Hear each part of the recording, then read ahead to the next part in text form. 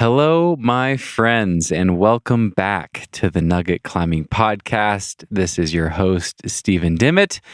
I'm back at it after the holidays. I hope you all had a great holiday and some great quality time with friends and family.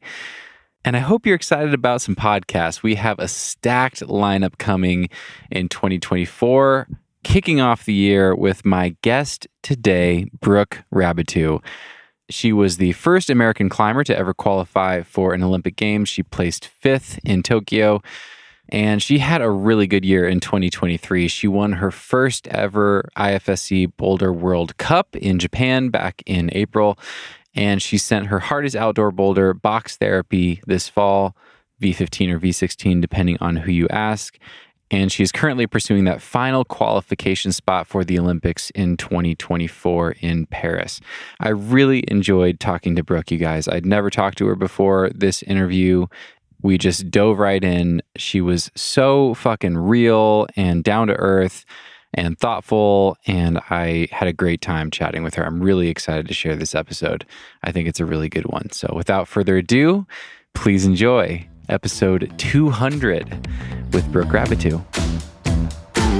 Cause no one can do it like we do it, like we do it, like we do it. Cause no one can do it like we do it, like we do it, like we do it. I'm in a brand new background. I've never recorded in this space before. This is my first time recording a podcast in my little cabin. I just bought a house. And Nice. I live in this 150 square foot little cabin, and I'm renting out the That's main awesome. house, or working on it. I have to paint and get renters in there. But yeah. So this is a new experience for me. This is my first time This is sitting at my actually- desk. Where are you? New for me as well. My parents just moved home, so I'm in Boulder. So first podcast at the new house, first interview. All right, right on. How was training this morning? It was good. I'm climbing later tonight, so I just wanted to get a little workout in. Been getting antsy with the off time. So What I did just you a do little this- hangboard. Yeah. What did you do this morning? What does a 2-a-day look like for you? I went on a little run, which very rare for me, but I was feeling it. Went on a little run and then just did hangboard, like weighted hangs and weighted pull-ups. Okay. It was pretty fast. Usually I do a few more exercises, but it felt good. It's nice. Right on. It's good to do things like this after getting some of that energy out, right? Yeah, exactly. I was like, to sit for 2 hours, I'm like, I need to do something first. Is that hard for you in general? Are you kind of a fidgety, antsy person? I feel like if I want to be focused, like I can definitely sit for a long time, especially with school. But yeah, I get antsy. It's like, especially, I don't know, just like my back, even like sitting, I'm always kind of moving. It's good. Like It's probably good. I can do good for something everything. for like a little while, but I need to at least get up in like, I don't know, 5 minutes or something. But Yeah, I should do that more. I have the opposite. I don't know why, but I can like editing a podcast. I can go into total robot mode and just sit there and do it for hours. But then my body Yeah. feels terrible. Like it's so much better to get up and stretch and move around and mix things up a sure. little bit. Yeah, my back always just kills me when I sit and like even driving, stuff like that. Just any like seated position. I found that my back's been a lot better since graduating school because I just like am not forced to sit for a long amount of time. Yeah. When did you graduate? I graduated, I guess technically this January, so about a year ago. Okay. Congratulations. Thank you. Yeah, I was going to jump to that later. We'll jump around timeline wise because I do want to hear about. I want to start at the beginning with you. I don't know that much about your upbringing. Obviously, I know about your family, and I'm fascinated by your family. I want to get to that in a minute, but let's talk about college for a second. Why did you go to college? You seemed dead sure that that's what you wanted. Everyone around you was questioning it. You're a professional athlete, training for the Olympics. And you're in college, just kind of going through that normal routine. Why was it so important to you? Was that always a clear thing for you? Yeah, I feel like it was always a pretty clear thing for me that I was going to go to college. It was honestly, I feel like the opposite of most people, not climbers, like just most kids of like, their parents are like, you need to go to school.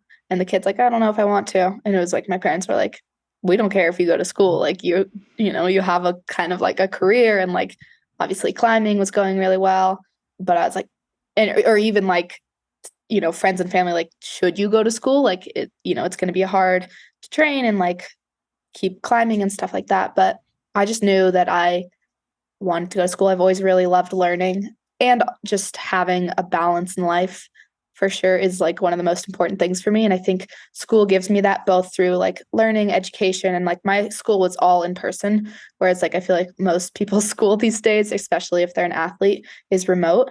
And so like getting like one-on-one with the professors, and like my best friends are from college, like that I met freshman year and lived with them for 4 years. And I feel like I got like a real college experience, which I'm really grateful for, because now that I'm into the real intense world of being an elite athlete, it's nice to like have that I did have kind of that other life, and I still am really close with those people. So I'll go on trips with them, and just to have an outside life from climbing to kind of balance the two. Totally. I imagine it's got to take some pressure off, like if climbing's your everything, if you're training for the Olympics and that's your everything, there's this feeling that it's all riding on the result, more so than if you have this other, even just having other interests can really help with that. I imagine. Exactly. I mean, it's just, you can only be like, I don't know, it's easy to get too focused, I think. And it's almost sometimes easier to get like swallowed by something than be like, okay, I need to take a step back, because that's good for my like long-term health. If I want to do this the rest of my life, like I'm not trying to just win one competition and be burnt out. Like I want to, be competing for 10, 15 years, and outdoor climbing, my hardest at like 40, whatever. Maybe that's awesome. Maybe 60. Like, hell yeah. The goal is just to keep doing it forever. So I feel like it's really easy to get sucked in for myself. And I think a lot of other people as well, to like, train harder right now, do only focus on this. Like when I was in school, I almost felt that like, do I deserve this? I don't feel like I'm doing enough because I have another life. But now that I've gotten older, I'm like, I think I'm really grateful for that. I think I needed that balance, and I still need that balance. So finding that without a, set plan of going to classes every day is hard. Like I have to find that on my own, of like, what can I do that's stimulates me in a way away from climbing and keeps me going in a different way. Yeah. Where were you at in the journey towards Tokyo and that Olympic journey? Where were you at in that timeline when you were going to school? So I'm a year young for my grade because I skipped a grade. But of course so you did. I graduated. It was kindergarten. Doesn't really count. It was just like I had a nap time. I was too antsy. But I graduated high school. I think I was 17. That makes sense. I don't think I was 18 yet. Yeah. Should be 2018. Yeah. I think I graduated high school in 2018. And so it was the summer after freshman year when I qualified for the Olympics. So in 2019. And then I went back into sophomore year and just did one semester and took the second semester off to train for 2020 Olympics, which was postponed. But then I went back to school in the fall and took some online courses in the summer. And then took the spring in 21 off again to train for the Olympics. Yeah. And then went to the Olympics summer 21 and went back to school all of fall 21, summer 22, or spring 22, the next two years. Yeah. Okay. 3 years and a half. Cause then I made up half a year through online classes and like summer courses as well. Okay. Where'd you go to school? University of San Diego. San Diego. That's right. Okay. Yeah. And what did you choose to study? I majored in marketing and minored in psychology. Why? I kind of always knew going into it freshman year, like business was probably going to be my main path. I wasn't like, dead set on anything, but I knew that I wanted an education that would help me with climbing in the future, like kind of like what my mom does, like either being a gym owner or coaching, something of that realm. So I figured like business was a good way to start. And I really liked the marketing because it's I feel like the more it's kind of like the psychology of business. Hmm.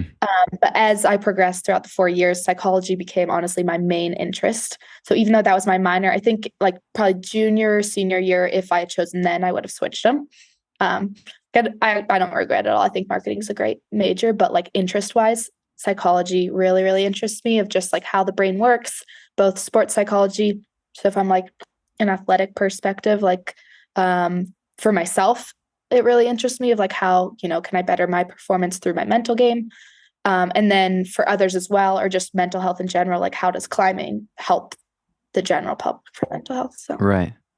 I love all of that. Yeah, I'm so excited to see what you do with all that in the future. I'm excited to hear how you think about your career. You already mentioned, like you hope to climb your hardest in your 40s, 50s, or 60s. And I love that view. And I think that's something that's so uniquely special about climbing. I know that you and I are going to talk about balancing competitions with outdoor climbing. You do both at such a high level, and climbing's so special because it has this built-in path, right? Like you can, if you're a gymnast and you're on the Olympic track or you're an Olympian, you kind of have this expiration date and that's coming. And it's just a matter of, do I have one more or two more Olympics, right? And then after that, you can coach, you can do tons of other things for sure, but you're not actively engaging with the cutting edge of your sport for the rest of your life for decades to come. And with climbing, you can just pivot and continue to do that. And it must feel so good to know that whatever happens with Paris and beyond, there's so many more V15s out there for you to send. Like, that's pretty sick. That's awesome. Yeah, no, I mean, climbing, like I could talk about for hours about how amazing climbing is, right? Which is why we're on this podcast. But yeah, I mean, for sure, gymnastics is the kind of a great example in that way of just that your body can't sustain that. And it is not a lifetime sport. You can't just go to the gym and like you can do gymnastics on your own, but it's very different. It's like training for your routine, and you need coaches, you need a team. It's all centered around competitions. Climbing, it's like, first of all, there's also like so many local competitions. There's, besides just the Olympics, the World Cups, like there will always be ways to compete if that's what you like. And if you don't, there's is if you like the combination, there's just like my mom still trains like in our basement, like hangboarding. And sometimes I'm like, why is she hangboarding? Like, and it's like but it's just, that's what drives her. It's like, she loves to do that. Why wouldn't she do that, Yeah. And also she is training for her outdoor projects when like, maybe that's in a year or something because she's busy with work right now. But like, it's just, of course she always wants to be fit and able to like move her body in that way. Yeah. And I was even talking with Megan Martin, who's like a sister to me. She's pregnant right now, like almost 9 months. Congrats pregnant. to her. Super exciting. And we were on the phone the other day and she was like, oh yeah, I'm climbing the other day. And I was like, oh, that's awesome. Like, how'd it feel? She was like, honestly, really good. Like my fingers feel really good. And it's just so cool that like, I can still climb. And I was like, yeah, that's just incredible. Like, what sport can you climb at like still a high level? Like, I'm sure she's, doing what most people can't do just because of the movement. Like maybe she's not climbing in the steep on like, crimps, like that are campus board, whatever. But even just a slab or like a vert where you can like learn the movement and feel the movement and like kind of feel different in your new body is like so special. And I think I was like, wow, that's just like so cool. Like I know obviously pregnancy is really hard and like it can feel, stressful, but I was like, that's just a really cool opportunity to get to like learn climbing in a new way. Yeah, totally. I love that. Yeah. And like what a uniquely cool family sport, like your family. I'm so excited to talk about your family. I'm so curious about your upbringing and what it was like. And, I do my homework for this. I've been kind of like in your world for the last night and this morning. I was just kind of looking at your Instagram and watching some videos and stuff. And I stumbled across a gem, which is your dad's Instagram. Like your dad is so proud of you and so proud of Sean. And I was like laughing. I was so delighted, like reading through some of his posts and stuff. I was like, this is incredible. There's so much support and love in this family. But tell me about your upbringing. I mean, your family it might be the most like legendary climbing family of all time. Every member of your family has climbed 8C, like 514B. That's insane. And like your parents were both world champions. I think your dad was a world champion as well, right? Your mom was like a 4-time world champion. My mom was a 4-time world champion, and my dad was like a several-time World Cup winner, but I don't think he's a champion. Okay. Don't. Sorry, DD. He probably doesn't even know, honestly. Yeah. Dude, that's a tangent, but like, do all the competitions just run together? I'm sure there's ones that absolutely stand out, but is it hard to keep track? Yeah, there's definitely some that stand out, but it can be like sometimes when I think back, I'm like, wait, what year was that? What was that? Okay, that's good because I can't keep track, so it's good that. Oh yeah. I mean, if you ask me like a climb, of whatever, even a year ago, I'm like, I don't remember that. And then I watch a video, I'm like, oh, that was fun. I like that. Yeah, but what was family life like as a kid? And what I kind of ultimately am curious about and want to work towards is this passion, this sport, this hobby, this pastime, this lifestyle is just handed to all of us as kids, right? Like whatever we grow up with is normal for us. And I'm curious if you had to fall in love with climbing for yourself, or if you always connected with it. Like, did you have to ask yourself the question at some point, like, do I actually love this? Is this actually me? Or is this just is this just my programming from my upbringing and my parents? Yeah, that's a great question. Can I pause really quick to blow my nose? Yeah, of course. Mute it. Of course. Sorry about that. Getting over a little sick. We're back. Yeah, that's a great question. So yeah, I mean, it definitely was just normal to me to grow up with, the best climbers in the world as parents. And all of our like vacations were climbing. Our basement had a climbing wall. It was just like life was centered around climbing.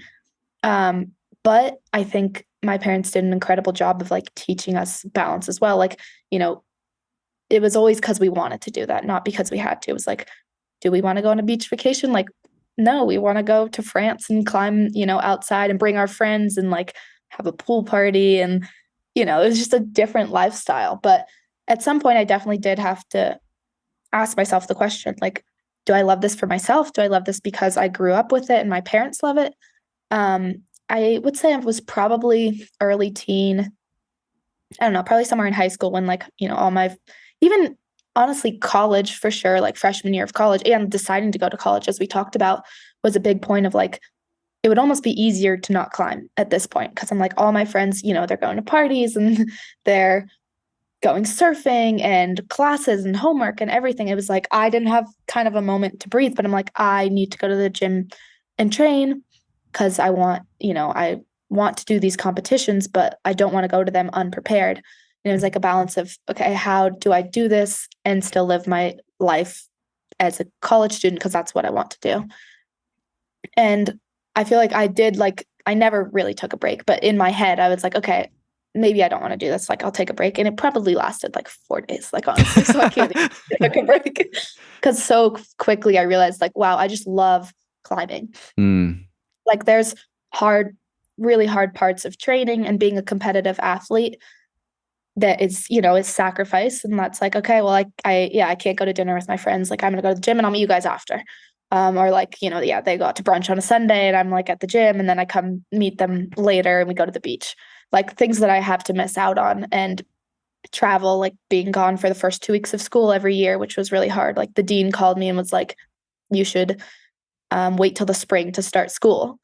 And I'm like, no, I'm starting school. Like I did this every year in high school too. I was like, I email my teachers ahead of time. Like I'll put the work in, like I'll do the work. I'm not asking you to, give me a, grace period or whatever, right. But I'm doing it.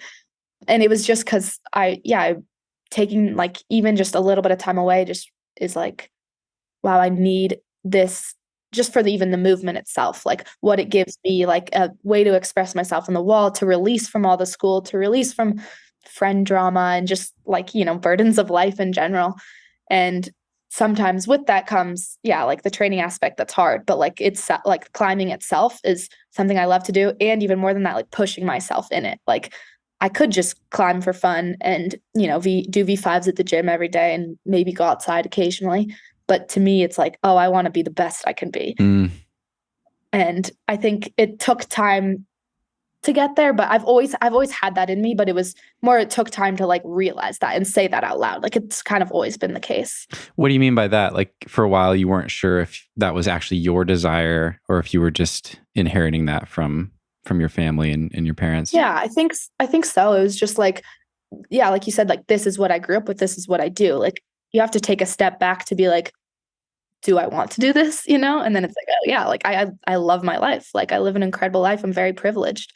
But yeah, sometimes you can be really privileged in doing something and you're like, wait, I'm not enjoying this, And so I was really grateful that I do. And I think most of it came from not even the fact that I was so surrounded by climbing as a kid, but and like my parents, it wasn't necessarily the time, but it was the like quality of time with climbing and with my family. That's cool. Like how much they love it, like my mom is, like I said, a diehard, my dad as well, of just like the pure movement and joy and like what they gained experience wise from competitions and outdoors. And yeah, it was just always like, we get to go climbing. It's not like we have to go climbing. Yeah. And so seeing how much they love the sport was like, of course I'm going to love it. It was like, people think it's coincidence.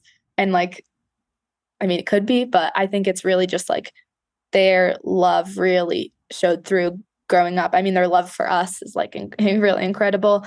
And their love for climbing, it's like not far from it. So how can you see someone love something that much and not fall in love with it for yourself? That's beautiful. I love that. Did that ever get more challenging when your mom stepped into more of a coaching role for you? Like your parents start ABC climbing, basically to give you and Sean a platform, like a space to be able to explore and lean into your climbing and, train with other kids and grow in that environment from a really young age with peers and be able to compete. Yeah. Did that? I mean, I imagine I'm like projecting, but so many, things just get more complicated when a parent steps into a coaching role, right? Did that ever blur the lines or? I would say, yes, and no. But I mean, it never was really like she stepped into it because, they started ABC when I was 2 years old. So like I said, it's kind of just what I knew. Yeah. But yeah, my mom started ABC and my parents started ABC.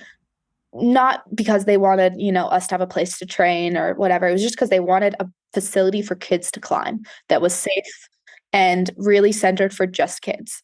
And so, yeah, they started in a bunch of people who I'm like now really close with and good friends. I mean, my boyfriend was like one of the first ABC kids participants, That's and awesome. Like some of my best friends from childhood and stuff.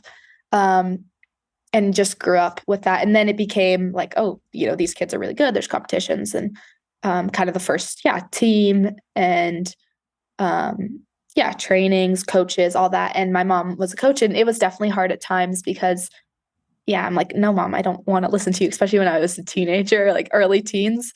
And we come home and it could be hard to separate that of like, we come home from practice and is it mom or is it coach, Yeah. But I think, for the most part, my mom did a great job we had other coaches as well. So like letting those coaches maybe coach me a little bit more. Like if a coach has a group of kids, like I might be with, Garrett Greger, for example, he was one of my big coaches, a little bit more than my mom, just because she knew that I probably wouldn't listen to her, It took some time for me to be grateful for like the role that she played as my coach. Mm-hmm. And I think,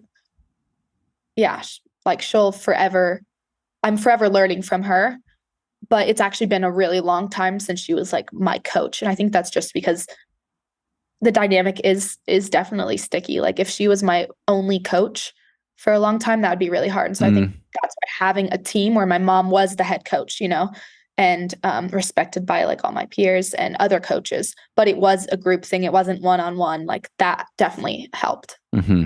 Yeah, that makes a lot of sense. That's very smart on her part. Yeah, obviously she's very good at what she does. Also, as an aside, I really want this interview to go well because I just want to interview every member of your family. This is so incredible. I'll put in a good word. You'll have to work. I'll have to work for it. Yeah, for sure. I want to hear why you continued so strongly down the track of competition. I love that you and your brother, Sean, obviously, for people that don't immediately know who I'm talking about, one of the best boulderers in the world. You guys have carved out such distinct niches for yourself. And you're amazing because you do both at such a high level. I'm sure he could if he wanted to. But what is it about competition that really captured you? And as a way of kind of leading into that, I want to ask this question. I have to find it first, though. Where did it go? Okay. What felt better? Winning your first World Cup gold medal this past April in Japan or sending box therapy? I have to say, winning my first World Cup gold medal felt better than box therapy. And I don't think that will stay the same, though. I don't think it was because, like, I mean, if you think about grades, it was like, my first World Cup win and like my hardest bouldering grade. But really, it was, I think that for me, box therapy wasn't necessarily the hardest climb for me, and like time that I put into it. Versus like the amount of time I put in, and continue to put in to like be the best I can be in competition is a lot more. Yeah. So I know there will be a day when, a boulder or a route that I've sent is higher than that. Because I think for me, the inherent joy of like being outside and climbing on rock is higher generally. But those two moments, I would say definitely the World Cup gold. That makes a lot of sense. I mean, it sounds like what I'm hearing is it comes down to investment and challenge and that journey, like the scope and the scale and the size of that and the length of that journey with competitions is just so much greater. And this is a goal you've been working towards for a longer period of time. Box therapy, I'm sure it wasn't easy, but happened relatively quickly in comparison. That makes a lot of sense. Yeah. I mean, it wasn't even my like longest project to date at all. So, I feel like it's hard to, even if it is a dream and it's like, this is, I really want to do this climb and it is a dream and it feels so good. It's like, it is only as good as the amount of time and effort you put in. And when it's like, oh, that didn't feel like that extreme, you're like, I want more, like, and,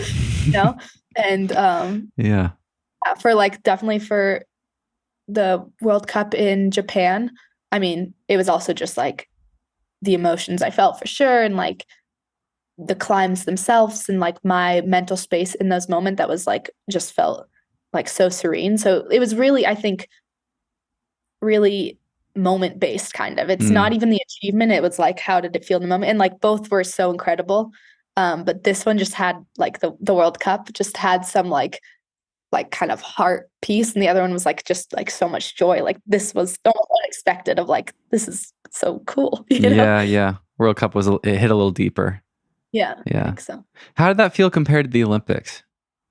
It's hard for me to imagine. Like, does the Olympics feel like otherworldly scale? Like societally, we elevate it, and we, it's such a bigger deal. But did it feel different to be there? Definitely felt different. And I think mostly it felt different because, I mean, it is different. Like the world is just so different that you're in when you're there. The lead up, the media, the Olympic Village, the other athletes. Yeah, just the hype like was kind of crazy. And it's funny because like you said, do you remember all the competitions? For some reason, I do remember all those well, but I remember them well almost as if like I'm seeing myself, not like my feelings in the moment. And I think because it was so overwhelming and like, I mean, it was, I guess, only 3 years ago, but I feel like I was so young back then. And it was at a time in my life where I was just that's when I kind of started of like, I want to invest my time in this. And it was really because I was like, I felt like I was handed this opportunity of like, you qualified for the Olympics. When back then I was like, I did not think I deserved it. And that was a really weird place to be in. So I was like, okay, well, I got this opportunity. Like, I want to make the most of it.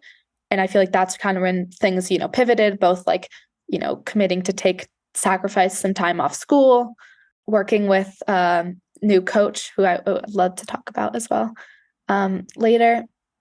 And just really investing myself in like that dream. And that was just the beginning to see like where I've come now and my kind of whole view on that.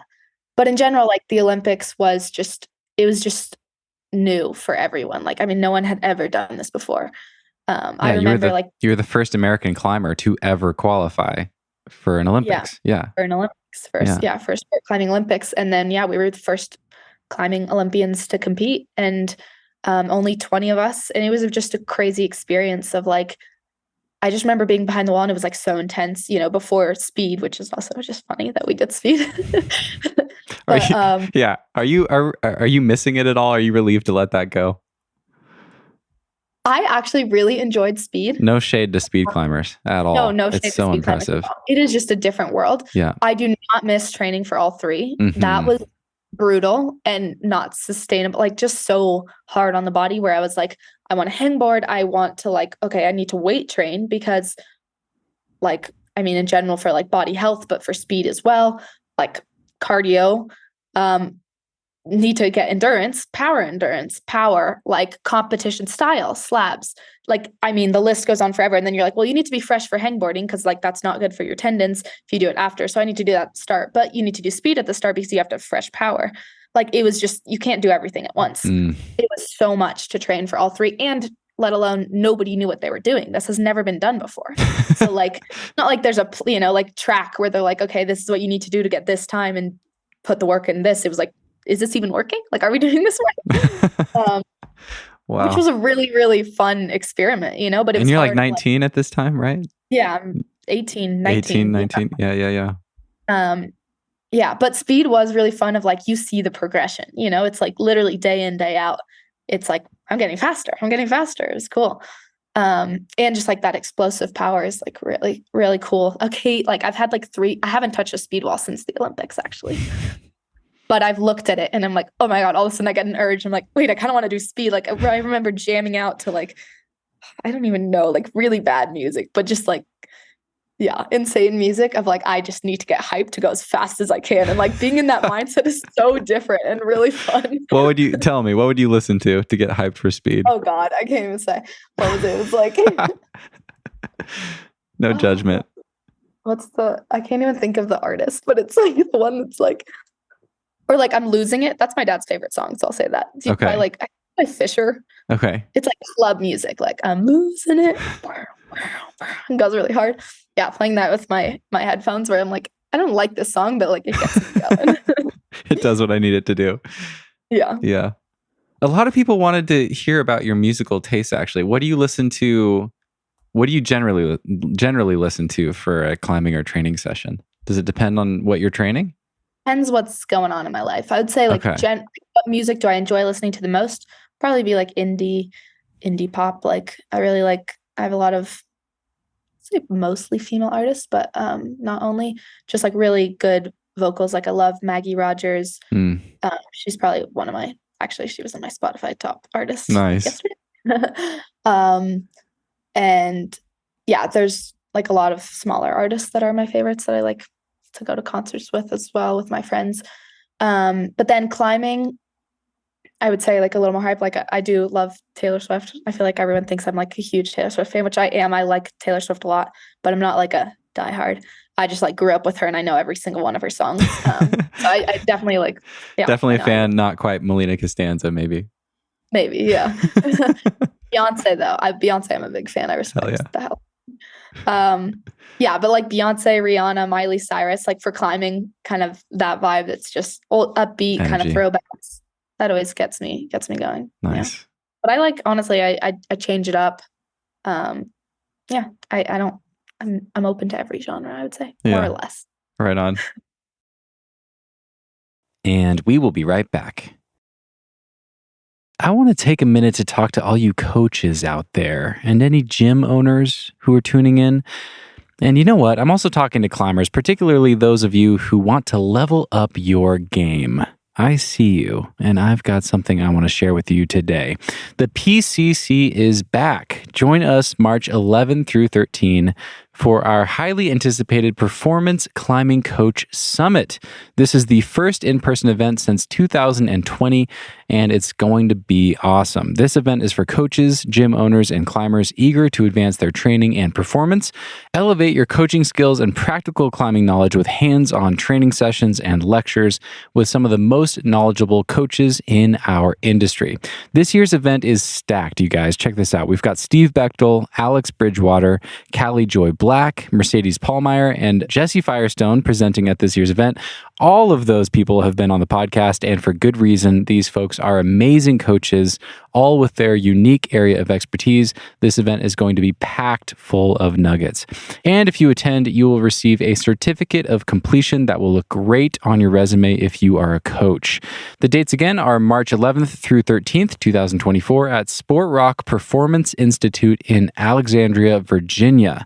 This PCC falls on the heels of the USA Climbing Team Trials, that's March 5th through 8th, and the Paraclimbing Nationals, that's the 9th and the 10th, also being hosted by Sport Rock. So it's a perfect opportunity for any coaches or climbers attending these events. So check it out. You can register today by going to www.performanceclimbingcoach.com. Hit register now to sign up and use code NUGGET at checkout to save 10% off your ticket. Early bird pricing is going on until January 28th. So if you sign up now, you'll get that 10% off. Plus, you'll save even more by getting that early bird pricing.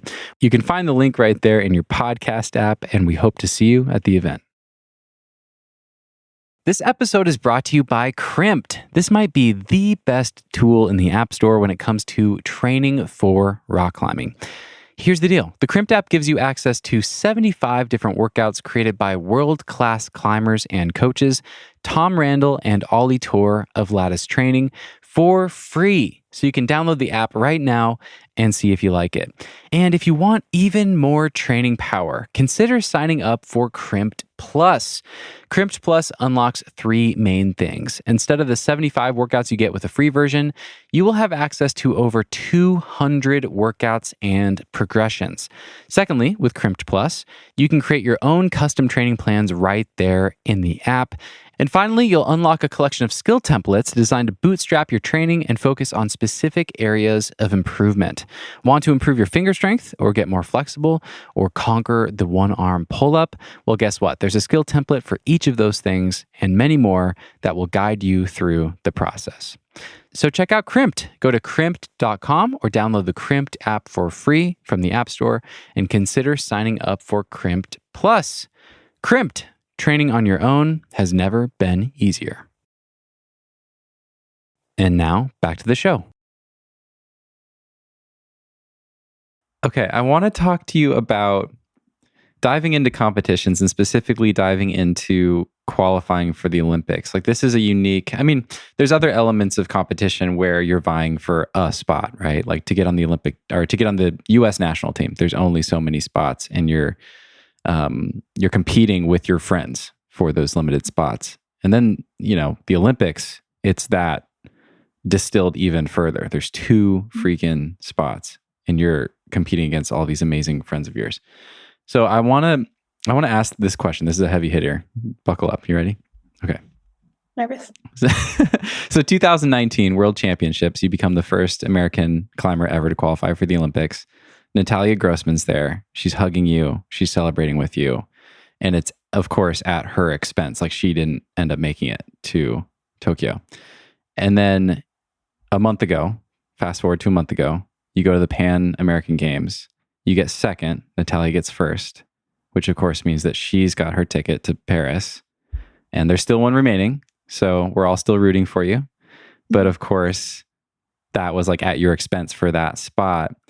I'm not asking about Natalia in particular, unless you want to talk about that friendship, but how do you balance those two things? How do you balance being a competitor, wanting to be the best, wanting that spot for yourself, and being there for your friends and being there for your teammates? Yeah, that's a really good and hard question. It seems so hard. That's why I'm curious about it. Yeah, it's really hard and honestly really frustrating. The lack of spots and the way that it does, like the Pan American Games. I'll just say it, for me, flat out was just really, really, really hard. Like, going into it, first of all, I was competing, like you said, for one spot. Like, it was the winner. Like, second doesn't matter. Like, it was just like, that's not why I compete. I don't compete to win. Like, is it the goal? Like, sure. But I compete for the joy of competition, and that just kind of felt like it stripped that away. because it was like purely a qualifying event. And yeah, you're competing against like your friends, your teammates, your like lifelong training partners, and like childhood best friends. Like it was just like I've talked about this a lot with other competitors as well, that it just felt like really almost rude to like us athletes and this just climbing in general, that it like made us cutthroat, because I think that's what's so great about climbing, is that it is an incredible community with so many opportunities for like so many people to succeed. It's like, I mean, this whole season with different people winning different World Cups is like, we were all so happy for each other. It was so cool that, we got to shine in so many different ways. Like there isn't just one winner. And when it comes down to this and it's like so cutthroat, it was pretty heartbreaking for sure. And it was honestly, it felt like so different than the 4 years ago. Like that was just the way that I think USA climbing has grown as well. Like we did not think anybody was going to qualify for Team USA for Japan. And like when I qualified, I said, I mean, it was a shock like that. It was just like, especially at World Championships, the first stage, like it was like, oh, maybe someone will qualify through the Pan American Games, like, a US wins. But so in that moment, it was like, what? It didn't feel like, at least to me, and I think most others, that like I was, like taking that like one spot. It was like, whoa, like we've qualified a US competitor. Like someone got one. Holy shit. Yeah, which is crazy because then we filled our whole team. But it was just, at first it didn't seem like we weren't up there, versus like these past 3 years, Natalia and I have been in those top spots for like 3 years now. Like we saw it coming, and on the men's side, Colin, Nathaniel, Sean Bailey, like winning World Cups, like USA climbing has grown so much that it's just like that game and like, I think vision has shifted for sure. But yeah, I mean, it's I think a really hard balance of like, and I knew going into it, we all knew going into it, it was like, this is hard because being a competitor, you do have to like put yourself first, and like to be able to compete, be in a space where you're able to give attention to yourself, what you need, what your body needs, and how to like execute on the wall and not be thinking of others. Like that's something I work on a lot. But then I'm like, it feels so wrong, to be in that place where it feels like it's taking away from someone else. And especially when it was like, throughout the whole season and the years, like I feel like we have shown that together, we both do deserve this spot. And like you said, it's great that there's still another spot, but it was just frustrating to both be at such a high level. And it's like, what is deciding us? Like we kind of knew it was like, okay, 50-50 in a way, like who walks out with it. And so it was like, she 100% deserves it. She's an incredible competitor, rock climber, and I respect her so much. And so like, I'm incredibly happy for her. But like that, it was heartbreaking for me at the same time. You know? Holding both those things for sure. And if it went the other way, like I would have been heartbroken for her. It's right. There was no scenario where it was like we walk away both happy, and that was really hard. Yeah. Do you talk about that with her beforehand or after? Like, when this happens in general with competitions, do you have like hard conversations with your friends about it, or is it just understood like this is the game we're playing? Yeah, I think a little bit of both. Yeah. This is kind of the game we're playing, and we like, I feel like the end of the day, like competition is never what's gonna set us like apart. It's about who the person is deep down that we care about. Yeah. So to me, it's not at all about the competition and like that rivalry at all. It's really about like, how do you show up in the moments in between that matter. Thanks for talking about all that. Yeah. I'm curious. I want to dig into the mechanics of qualifying for Paris a little bit, because it's so complicated. I really tried to understand it. I still don't really get it. The fact, I don't know either. Oh, really? No I one mean, I knows. kind of do, but like I probably know one of the least of most people like, in circuit. How's that work? You just like do whatever your coach just tells you, like, okay, this is what's next, and you just focus on that immediate goal. Yeah, kind of. Yeah, it's like, burn. It was like World Champs this is, I want to be as prepared as I can for World Champs. I want to believe, both that I can qualify and that that I'm capable of qualifying and that I'm, going to give my best performance. Which is hard to like admit. That's something that I've definitely grown a lot with, where I used to be like, oh no, like, I wouldn't even say that I was like going for the Olympics because that just scared me because that means you can fail. But now I feel like it's like, yeah, I mean, if you can't say that, if you're afraid to say what your dreams are, how do you ever think you'll achieve them, Yeah. So focusing on like, just trying to focus on each moment at a time. And okay, it doesn't go as planned, like what's next, and like it obviously it's not always that easy, but yeah, so it's interesting. So there's 4 potential US spots, 2 men, 2 women, but those could potentially not all get filled. How does that work? Yeah, I mean, so there's already been there's 2 men selected and 1 woman. So we have 1 woman spot this is for boulder and lead, that's left. And if none of us were in the top 10 / actually 12 at the Olympic qualifying series, then there wouldn't be another. Okay. I think we're looking pretty good, but we'll see. Yeah. So what's the next step for you? Next step is, I've been chilling this past month, some outdoor climbing in Switzerland, which was awesome, in Italy with my brother. A little bit of downtime, kind of, but doing a lot of other things, more business stuff, and working with brands and partners and collaborations that I'm really excited about. Cool. And then training will probably start back up, probably not till like the new year. And I mean, I'm always training because I love it, but like more competition. Seriously. Yeah. And even then, January is still pretty early because I think my next competition probably won't be till the Olympic qualifying series, which is May. Okay. Got it.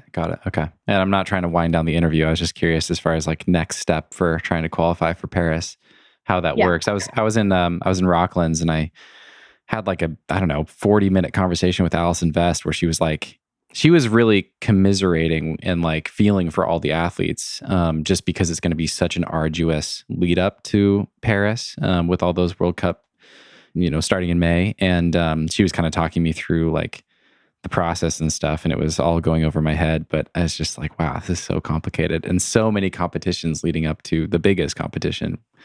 Yeah, it's definitely, I mean, it's a journey. It's a big journey to get there that I think is easy to kind of take for granted, especially for me. Like this time versus last time is just could not be any more different. Like last time I said I qualified at the first possible qualification at the World Championships because I actually got 9th place, but they take the top 7, but there's 4 Japanese and only 2 can go. So it bumped it down to 9th. Gotcha. Which would be really nice if they took 9 at World Championships this year. But so I qualified, the first step possible back in August 2019, and then had so much time and, knowing I was qualified and just to train for the Olympics. But I qualified when, like I said, I kind of felt undeserving, or like very much felt undeserving. And versus now, I feel like I think everyone who qualifies deserves it personally. But I feel capable, and putting, the work and time and even just like past performances that I believe that I can qualify. And, even at the first event, it was like, I mean, top 3 is obviously really hard, but I knew that there was a chance.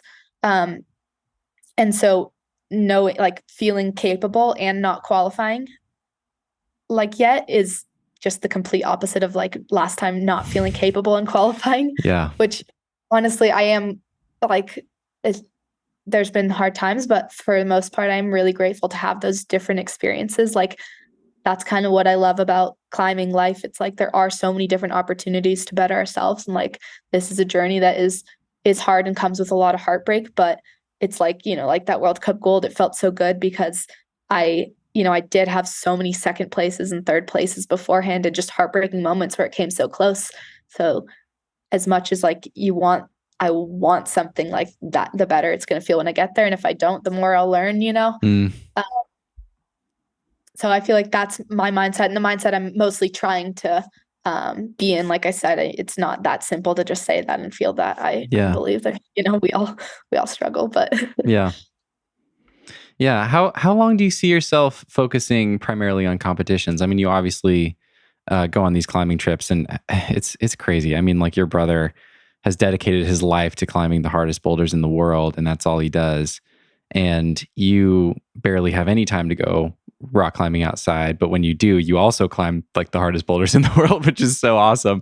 But yeah, how much longer do you think you'll primarily focus on competitions? Do you think about that? Do you have like a kind of a vision for that, or is it just letting it happen organically? Yeah, I would say till the day I don't love them. Okay. Yeah, pretty flat out. Yeah. Probably is still a while, but I don't think I'll necessarily like draw it out longer than I need to if I'm not enjoying myself, because there's so much like that I want to do in this world, and like, so only it feels like so little time, or time moves so fast. So yeah, I have no idea, but for now, I plan to do it for a while. Yeah, we'll see. Cool. Okay, great. I want to stay on competitions a little longer, and that's because I want to ask you about your mental game, and I want to hear your thoughts on your mental game. Who the fiercest competitors are that you face when it comes to mental game? Like, what is it that you notice in different competitors? Who really stands out to you, and what makes them really tough competitors to beat? So your mom was known. Your mom won her first ever world championship. Like, incredible. She stepped in with this insane confidence and just crushed it. Does your mental game come from that? Was it through observing her, coaching her? Do you have the same kind of swagger and natural confidence? Is that something you've had to work on? Like, what I'm trying to ask here, how would you describe your mental game? We can kind of build on it from there. Yeah. I mean, just to first touch base with that last question you said, I definitely have had to work on it. I feel like confidence is not something that has always come supernatural for me, especially when I compare it, like, my brother is like one of the most confident human beings. I used to think it was, as a kid, I was like, oh God, he's so cocky. And then I was like, wow, no, he's just incredibly confident and believes in himself and like knows what he wants and what works for him. And that's really impressive, like, skill to have, and really important. But for me, like, I've definitely always cared a lot what people think, and I've kind of been a people pleaser. And so it's really hard to be fully like focused on myself and not my surroundings. So that's something I've worked a lot on in like the recent past. But I would say what I, definitely got from my mom is just like the ability, like a hard work ethic, and just like always wanting to be better. Like, that's probably my overarching goal in life, is just to always be better and always push myself in every aspect, like not just climbing, but, being a human being, learning relationships, just continue to learn and be better. But yeah, the confidence aspect, I think I did learn a lot from Sean, of like, I'd be like, oh, I shouldn't try this climb, it's too hard. And he's like, why? Like, why is it too hard? Like, what if you don't do any moves? Who cares? Like, you're not going to get anywhere if you don't. Like, his philosophy, like, is always try the hardest things possible and, work your way up there. So like, and we honestly do have very different mindsets, and I think that we help each other in different ways. But yeah, for competition specifically, I think it's very different outdoor and competition. Like, I think the mental game is incredibly important. Like, probably you have to have obviously the physical ability, but if you don't have the mental game to show that, your performance will not mirror how hard you've worked and how strong you are. But I think a lot of it in school was really helpful, just psychology, learning how the brain works, and then sports psychology specifically, working with sports psychologists like therapists, I think is really important just for learning like different tactics and even just being able to talk through daily, like problems that we all have. Yeah. Let alone like when you're on the mats about to go out for, the last boulder at World Championships that decides, your Olympic quota. It's like that's definitely a pressure-filled moment, but viewing like that pressure as fueling rather than debilitating is really, really important.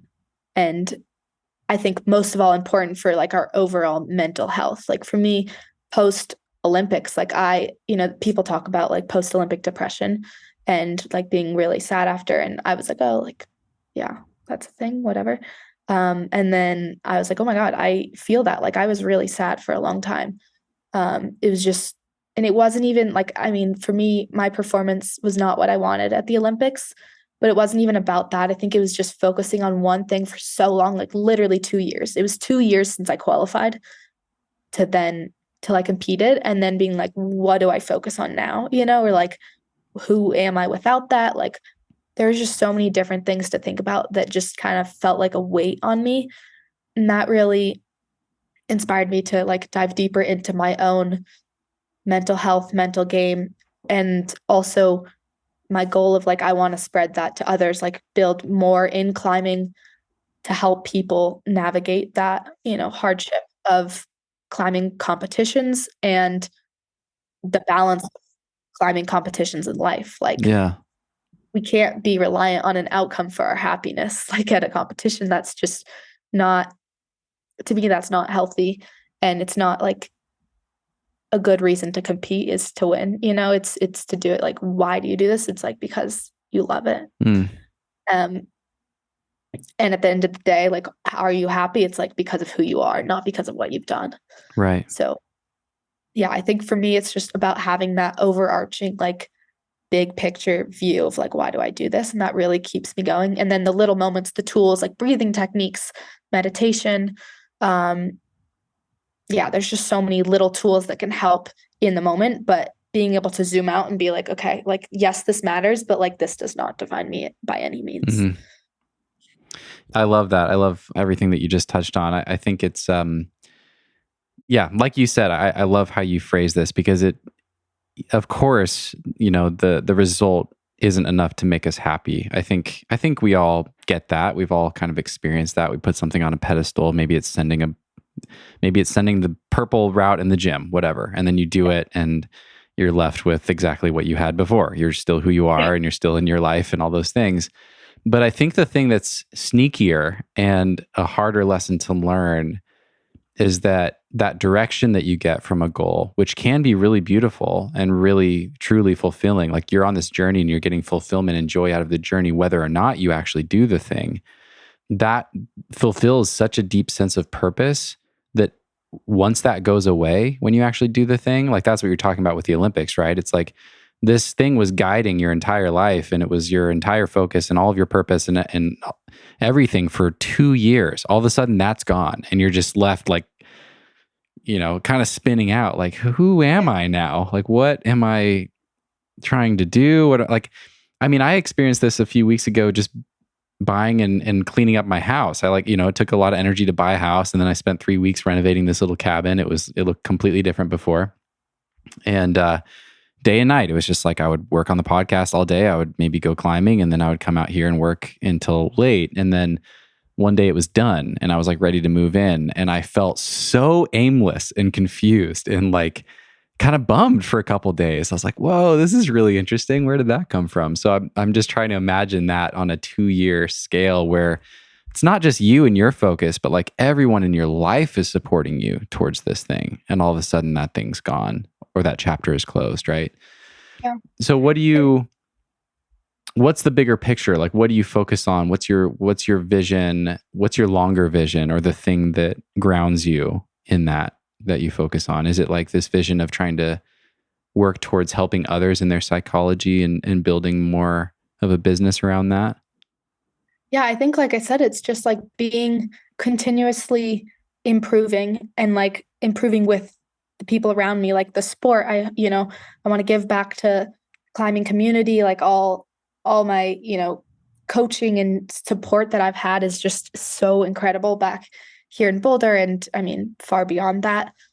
So it's like, I want to give back in that sense. And right now, I think my journey is first through myself. Like I believe you can't really give back as much if you aren't happy, like, with how you feel internally. Yeah. But yeah, I would say like a future goal for sure is to mix psychology and climbing. I've done quite a bit of independent research. I did a class in college. It was an independent study. So it was just me and a professor.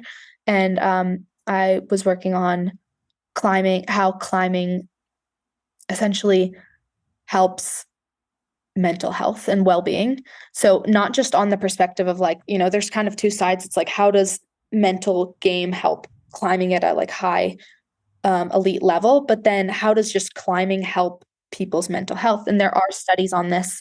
There's like a bunch of studies, but like it's called BPT, like bouldering psychotherapy, where they used bouldering as a form of therapy. So instead of and it was like a community. So it's a group of people that go bouldering and then they talk like, okay, what are you afraid of? Like it brings out so many different fears and things about yourself that you might not even be aware of. And it's like, okay, how can we work through that? And it's just like, it gives feedback right away of like both progression and, different styles and choices. And like, it can be different for everyone. There's just so much to climbing that can, I think, really help people and bring joy to people's life. And so I want to continue to show that both through my enjoyment of the sport and like pure passion. Like that's why I do it. So sharing that, and then, yeah, helping people more hands-on, whether it's, beginner climbers, elite climbers, or people who have never climbed before, introducing them to the sport and that joy. Yeah, that's awesome. Yeah, that's beautiful.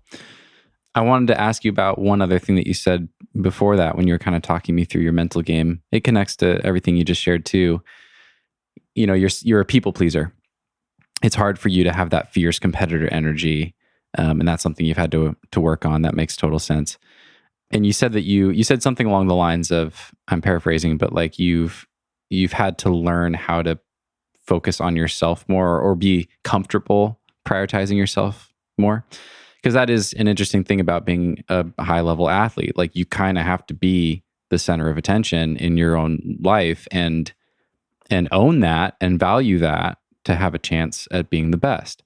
But you also don't want to be a narcissist, obviously, and you're very much not. So how do you think about stepping into that energy in a healthy way? Like, what does it look like for you to own, this is about me, this is about this dream I have, and I can be the best. I believe that, and I'm going to like step into these competitions with that belief in myself and that energy, but have that feel positive and healthy. A lot of people struggle with that. Yeah, I agree. And I mean, I am continuously struggling with that. Like, I feel like I've learned so much, but in no way have I figured it out.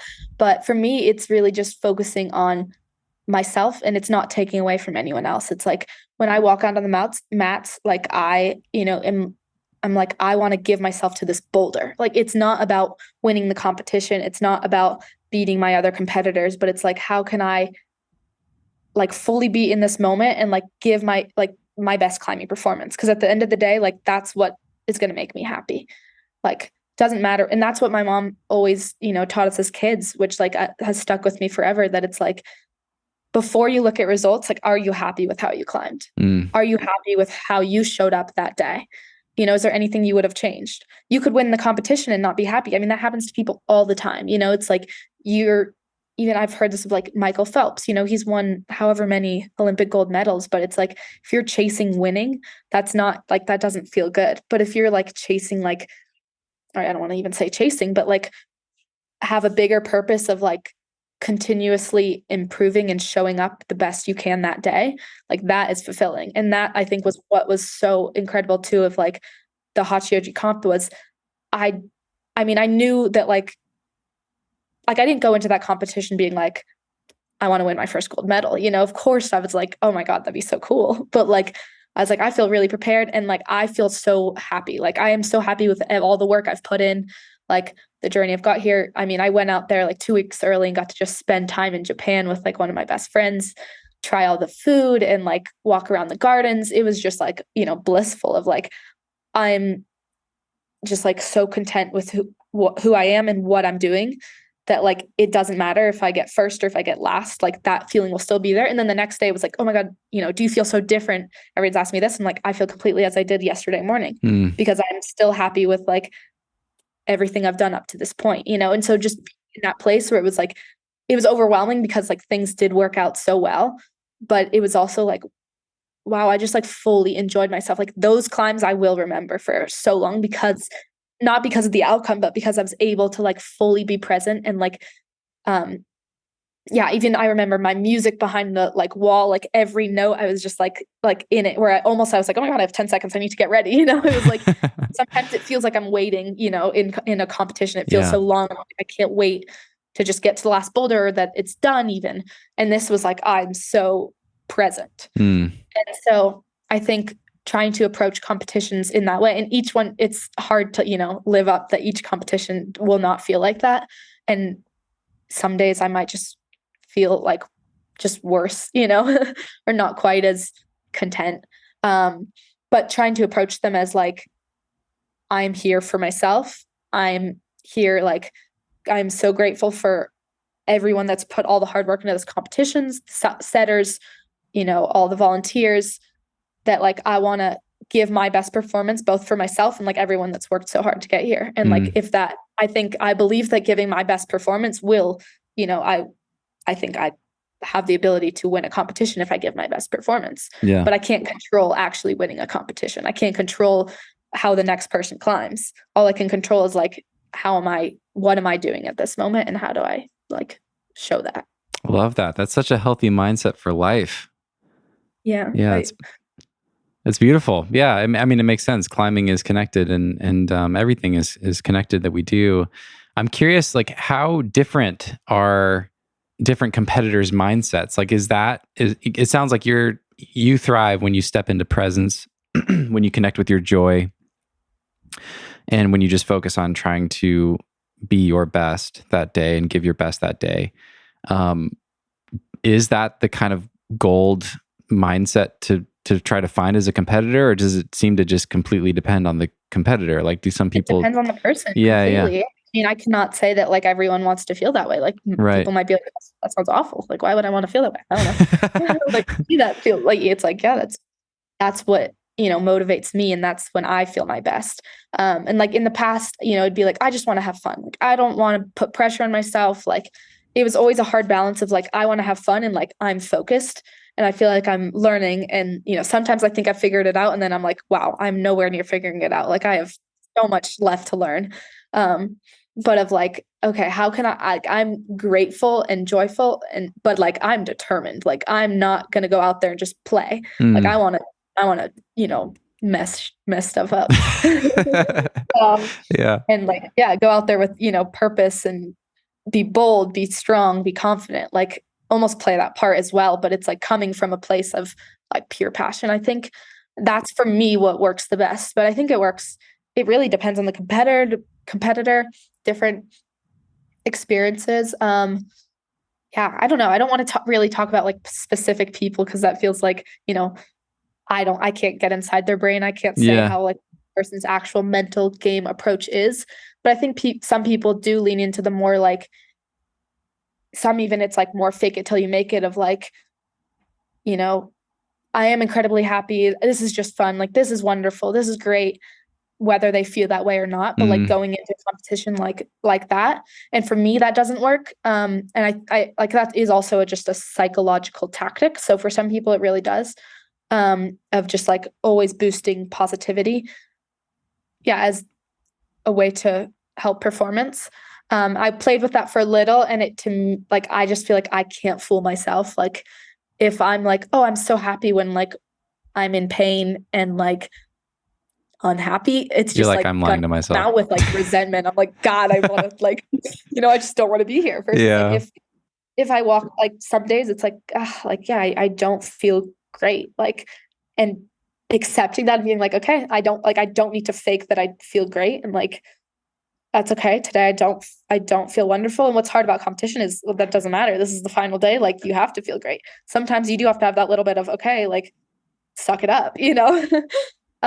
But like, to me, being like empathetic to myself and like, okay, you're allowed to feel that, like, you're a human being. You don't have to be, I'm not a robot. I can't tell myself how to feel every day. Just accepting that immediately, I'm like, wow, I feel better, you know? Yeah.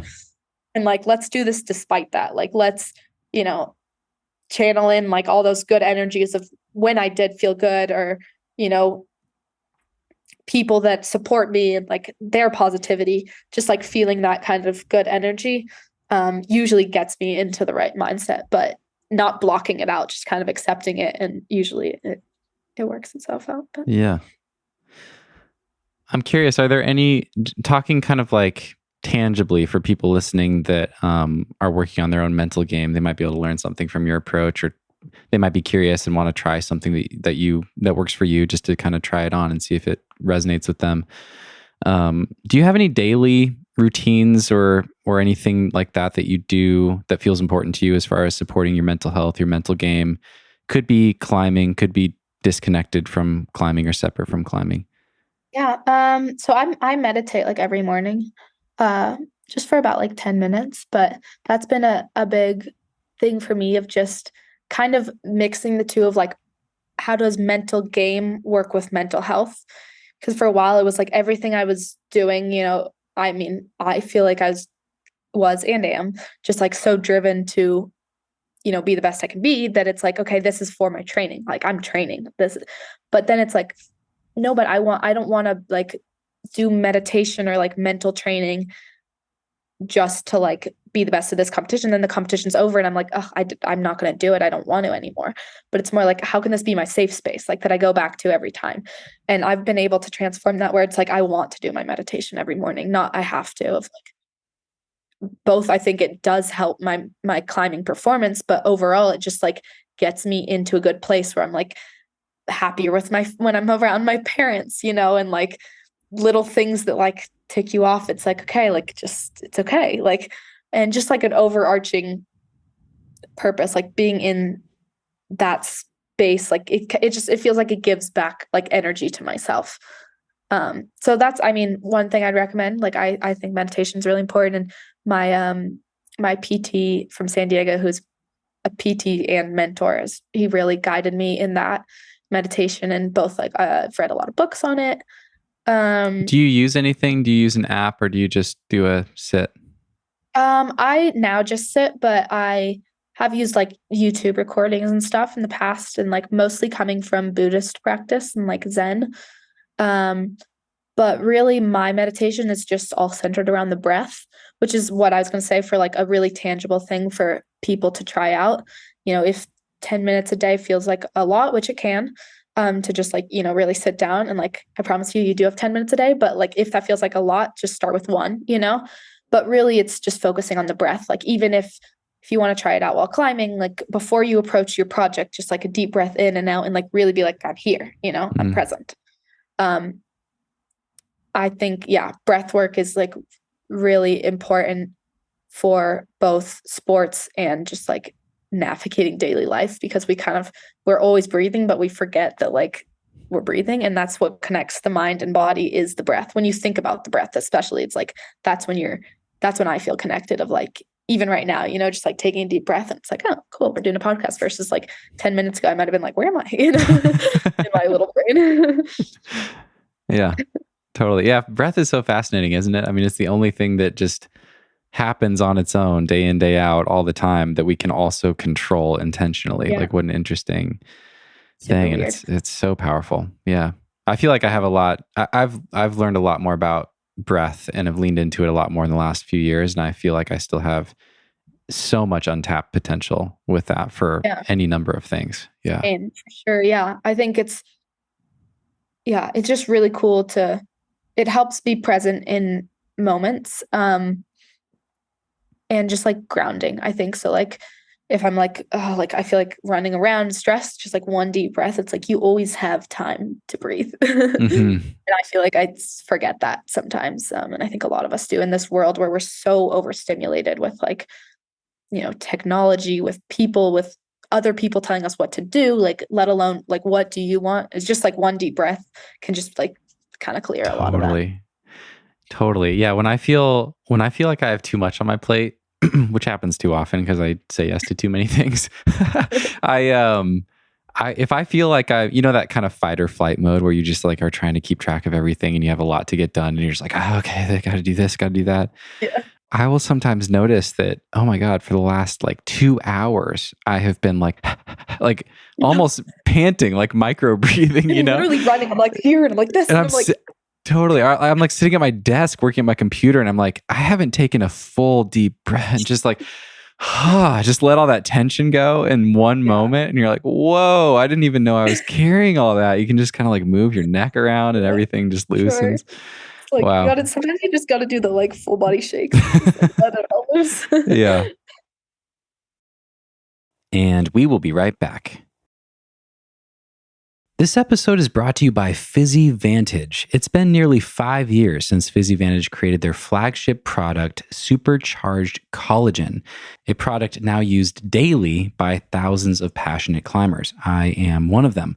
Dozens of pro climbers like Daniel Woods, Paige Claassen, Drew Ruwana, and many others swear by their daily collagen usage, and for good reason. It works. There's tons of research on collagen, and 6 new peer-reviewed studies published in the last 2 years demonstrate numerous positive benefits for athletes who consume collagen daily. In one study, collagen supplementation improved the rate of force development. Another study found greater tendon hypertrophy and stiffness with collagen versus just training alone. Another showed a decrease in ACL ruptures, and a meta-analysis showed that 15 grams of collagen per day can increase collagen synthesis rates, improve joint functionality, reduce joint pain, and improve muscle recovery. So many benefits to collagen. The list goes on and on. You can learn more about how supercharged collagen can support your training and climbing at PhysiVantage.com and use code NUGGET15 at checkout to save 15% off your next order. That's PhysiVantage.com and use code NUGGET15 at checkout to save 15% off your next order. This episode is brought to you by BetterHelp. Let's talk about therapy. Have you tried therapy? It's fucking awesome. I go to therapy twice a month through BetterHelp, and it's super, super helpful. I have a lot of supportive people in my life, but nothing beats sitting down and talking with a professional who is there for no other reason than to listen and to help. It's the best. I would literally pay twice as much for therapy. Therapy is all about deepening your self-awareness and understanding, because sometimes we don't know what we want or why we react the way we do until we talk through things. BetterHelp connects you with a licensed therapist who can take you on that journey of self-discovery from wherever you are. If you're thinking of starting therapy, give BetterHelp a try. It's entirely online. It's designed to be convenient, flexible, and suited to your schedule. You just fill out a brief questionnaire to get matched with a licensed therapist, and you can switch therapists anytime for no additional charge and without any awkwardness. It's super easy. Discover your potential with BetterHelp. Visit betterhelp.com/nugget today to get 10% off your first month. That's BetterHelp, HELP.com/nugget. And now back to the show. I want to dive into a couple of the physical components of your climbing and kind of how those express in your style. And I would also love to get back to your new coach. Was that Josh? Are you talking about Josh when you say that? No. I work with Josh through USA Climbing, but with Chris Danielson, I've been working with him since I guess probably end of 2019. Oh, after cool. I qualified, so for the first Olympics, and then every year more so and more so. So he's my personal coach that I work with, essentially daily. Oh, very cool. Okay. Yeah, we'll definitely talk about that. I would love to hear what his influence has been on you. I was out climbing yesterday, and I was climbing with my friend Jesse Firestone, who's been on the podcast many times. He's a good friend of mine, very good climber, and now a very good climbing coach. He helps people mostly with, I would say, these are my words, but their movement and learning how to connect with their own style and get the most out of their own body and style. So I was at, he came and supported me on my thing. We went over to his thing, and I told him that I was going to be talking to you and just picked his brain. Like, what should I talk to Brooke about? I had tons of ideas, and it was really cool to get his thoughts. He made the observation that you, better than just about anybody he's seen on the competition circuit, really use your flexibility. Like a lot of climbers are flexible. A lot of high-level climbers and athletes work on their flexibility, but he made the observation that you really seem to know how to use all of it and use it very consistently all the time. Like you never miss opportunities for weird heel hooks or for splits or whatever else. So he was curious. 2 questions from Jesse. Were there any turning points where you realized that flexibility was going to be a cornerstone of your climbing style? And then, do you have any advice for people who are trying to use more flexibility in their climbing? They're not trying to get more flexible with stretching. They're trying to actually figure out how to use it more in their climbing style. Great question. Yeah, really great question. I would say there definitely wasn't a point where I was like, I should use my flexibility more. It's kind of just, I think a lot of it was also growing up as a short climber. Like I'm just always feeling like I needed, being one of the shortest competitors. How tall are you? I'm 5'2". Okay. And don't have, or maybe have like plus half an inch, I think.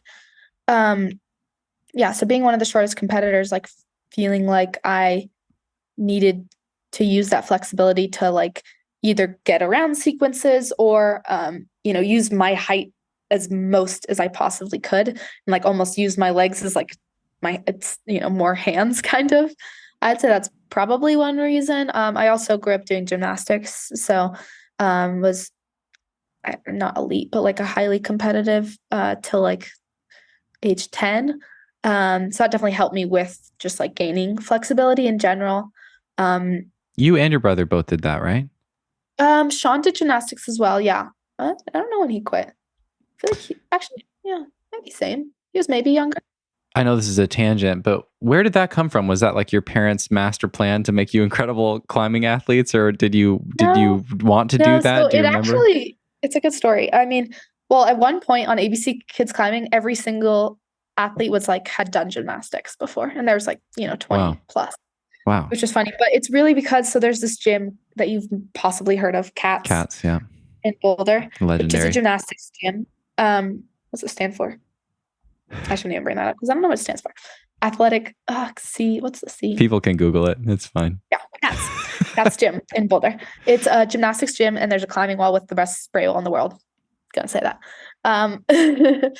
And so Rob Candelaria and Wendy are the owners, and Rob coached my mother for climbing back when, a long time ago when she was like really young.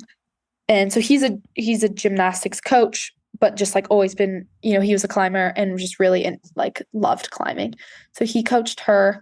And I guess this story is kind of more coming from like me putting the pieces together, not like I've heard this directly from my mom. So I'll probably go home and ask her after this. But essentially, I think just like, knowing them and like the gym, and this gym has been around forever, that like they put us in there probably when I was like 2, just like as kids to like play and, good for development and learning. And then, I loved gymnastics and competed like for a while, and then kind of came to the age where I had to choose between climbing and gymnastics. And gymnastics was definitely just like too harsh for me. And of course, I was never could I give up climbing. So what do you mean harsh? Just like strict, like coaching, and it's the same. It's like, you go in to the gym and you do the training, and you're trying to perfect your routine and over and over. Yeah, it was too much to me about perfection, and less about like art and enjoyment. That's cool. Which you can find in climbing. Yeah. But I love gymnastics, and I still love it a lot. But yeah, so that's probably one reason, going back to the original question, why, I'm flexible and like have learned to use that. But I don't know. I wouldn't say I have like a really definite answer for you. I think it was just growing up. Like, I think a lot of it is really movement based, like both just from climbing at such a young age and having a family of climbers, that movement has always been like the number one for me. And also the number one reason I love climbing. It's just like so cool how much we can do, and like how like when I warm up on the wall, my warm up is usually, I mean, I'll do like band stretches, all that. And then I'll get on the wall and I'll like just kind of dance on the wall. Like that's like one of my favorite parts is just like that dancing. Like I'll do, heels above my head. And it's not, people used to be like, oh, you're showing off. And I'm like, no, I'll do this like alone. Like it's just like music and like I forget that there's other people. It's just like a way to like really feel the movement and like go with the flow. It's so like different where it doesn't feel like I'm in no barriers of a route, of a boulder, of anything. It's just you can kind of like find different movements and like do coordinations that work and flow from like foot to hand. It's just like a full body movement and like kind of like that flowingness. So I've definitely dove into that. Dove? Good question. So you dove into it. I dove into that. I've definitely I don't know. But what did I do? I'm gonna say leaned. I've Nice definitely pivot. leaned into that a lot more as I've gotten older, of just like mostly just for joy, not of like trying to, get better with it necessarily, but just joy of like that pure movement. And I think a lot of that comes from using your entire body. Like foot, heel, toe hook, hands, like under, above, everything. So I'd say that's probably one reason. I don't know. Yeah, cool. Do you have any thoughts on how people, do you have any advice for people who want to learn to use their flexibility more when they're climbing? I would say even just starting like that, like warming up, like it doesn't have to be a hard climb for you to have to use your flexibility. It's almost the opposite. Like learn it on easier climbs or climbs that, aren't necessarily at your like highest ability. But for me, it's like I like to do it on a set climb as well, but more so just like find your own path. Whether it's on spray wall or even just a commercial wall with, a bunch of holds, just kind of flowing for that warm up. And kind of trying out using that flexibility of like, how does this work if my heel's above my head and going under? Like, oh, that kind of does like almost make it easier, or like it doesn't. Just play with it. And like, there's no one way, but kind of just learning more about your body and the wall and like how can they communicate together. Yeah, cool. That's great. Okay, so the other part of your style, the physical trait that defines your style that I wanted to talk about is your 3-finger drag. You and Sean are legends with this. So I'm going to read a listener question because this person asked exactly what my question was. This is from Bilal.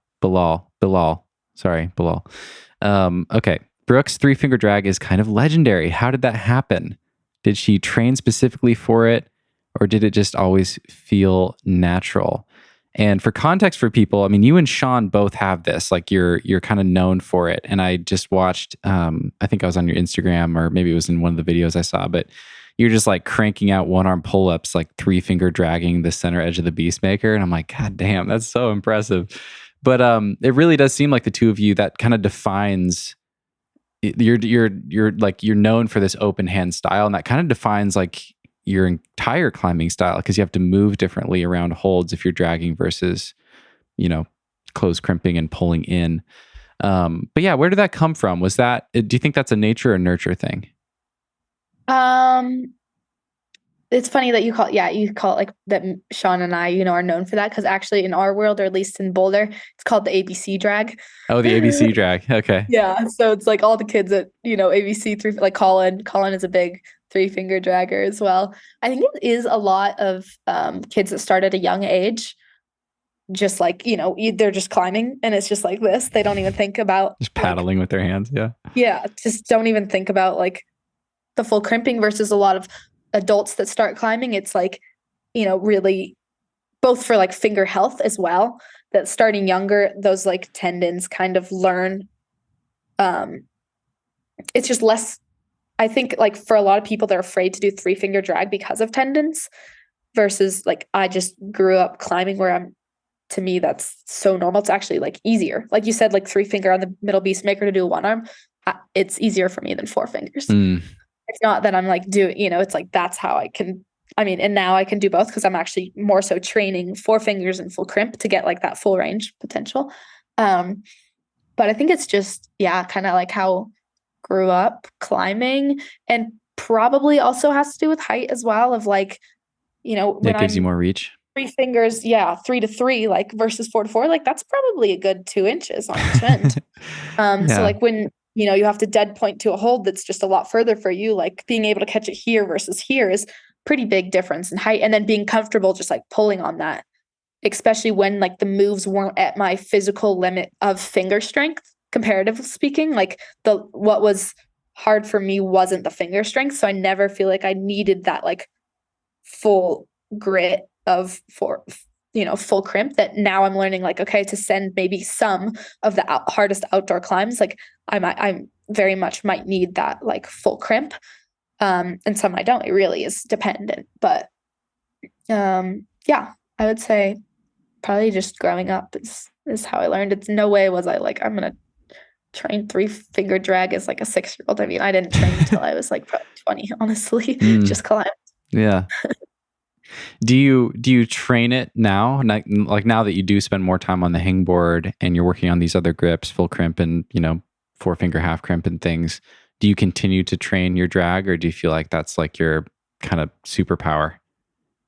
I wouldn't say I don't train it, but I mean I do it every day. Like I use a hangboard now also just to warm up, mostly just for finger health. Like I kind of just go through like all the different motions and different positions so that like my fingers are warmed up, and like I just like to be able to feel confident on any finger. Like now I do like 2 fingers like this, like Front two, even sometimes 1 fingers, so that like if I were to ever catch a hold in any position, or even like if a climb is made that way, I'm like I feel confident that like I can push as hard as I can with this and like I'm not going to injure myself. So I would say I do it every day, but not necessarily for training, more for warm up and injury prevention as well. I also think it might matter of pinky length. I don't know. Yeah. I was going to ask you. You seem like you have. My pinkies are pretty low. Yeah, they're pretty short. You have short pinkies. Your pinky comes. Mine comes like exactly to this knuckle on my ring finger. Mine's and under. Yeah, yours is below. Yeah. My fingers are also crooked. Fun fact. Oh wow! Look at that. Have they always been that way? Yeah, Sean's are too, and our grandpas are really crooked. They're like. I wonder if that like changes how you. Yeah, you probably like grab holds differently than other people because of that. Yeah. I love it. Let's talk about your coach. I'm drawing a blank here. Chris Danielson, is that right? Yeah. Okay. His reputation precedes him. I don't know much about him. I know that he's a very high level and respected and well-known route setter and sets routes at high level competitions and stuff. He used to work with USA Climbing a lot, and been an IFSC route setter for a really long time. Obviously not setting right now, but just a lot of knowledge in the climbing industry, competitions, growth of the sport, so much, and newer to coaching. I mean, he coached like Angie back in the day. Angie Payne. Yeah, Angie Payne. But he started coaching me, Colin and I actually, for the Olympics in 2020, and then I continued on with him and we've like worked more and more together ever since then. But he's just been a really pivotal point in my climbing of especially like obviously with the physical components, but even more so just like the overarching view of climbing as a lifetime sport. And like our goal is, to be the best climber for as long as I can, which is just, I think, such an important approach. And I'm so grateful to have someone in my life that like keeps reminding me of that, because it can be so easy to get sucked into those moments. And like when you have one goal, like short-term goal, to just make it, all encompassing. But just always wanting to improve, and not just improve weaknesses for like one competition, one moment, but like how can I be better as a person? How can I give more through my climbing and just in general, and balance like that. That's always been a thing for me. And like I said, from even my mom as well, grew up with that of like, it doesn't matter how much you love climbing, it cannot be your everything, we need other things going on. And I think that was why school was so important too for me, is it's like when I was at school, I was daydreaming about climbing, and when I was at climbing, I was daydreaming about school. But Were you? Yeah, I mean, and sometimes I was You're doing thinking both, about psychology. yeah, I'm like doing flashcards while on the moon board, like countless amounts of time, or like That's have awesome. a podcast in my ear and a class in 5 minutes that I'm literally running out the door for. If I could have, I should have done a vlog of my day at school, because it was down to like the 5-second mark throughout my entire day. It was crazy. But yeah, just like having those other things to fuel and connect too, of like, because the reason it worked so well is because I'd be in class and I'm like, wow, that's so cool that I can apply this like to my climbing and, to my, what I want to like do in climbing. And then in climbing, I'm like, wow, like learning this and this, like breath work before I get on the wall adds up to like, just like how our brains work, through school. Like there's just so many things that connect. So it's not it's a balance, and like everything being, I guess, harmonious, like a holistic approach, I think, is really important. So yeah, we've worked a lot on that, and just, yeah, I don't even know what I want to say, but yeah, I guess just like really, really grateful for that relationship, and the ways that it's pushed me to be better and like do this as a lifetime sport, like through that passion, and like be happy while doing it. Not like, it's easy, I feel like, to be like, okay, like I'm just going to do this for a while, and then once this is over, I can like live my life, and it's like, I don't want to do that. Like this is my life. Like I'm living my life, I don't want to be waiting to live my life. Yeah. So having a support system that, helps me work through those hard moments and really be able to like talk about them, and also be able to see the bigger picture of like, there's so much more. Yeah. I love all that. What all roles does Chris play for you? Like, is he also designing your training? He's an amazing route setter. I'm imagining him, hands-on, like setting specific boulders for you that work on things you want to work on. Is it all of that? Or is it more the like deeper life, like philosophy, mindset sort of stuff? Oh, yeah, no, it's all, I mean, the daily stuff is mostly like, yeah, I mean, we plan like our training sessions together, and like, just like whole year view, even of like timeline, like, okay, right now is rest time, and then we'll get back into more strength training and like building phase.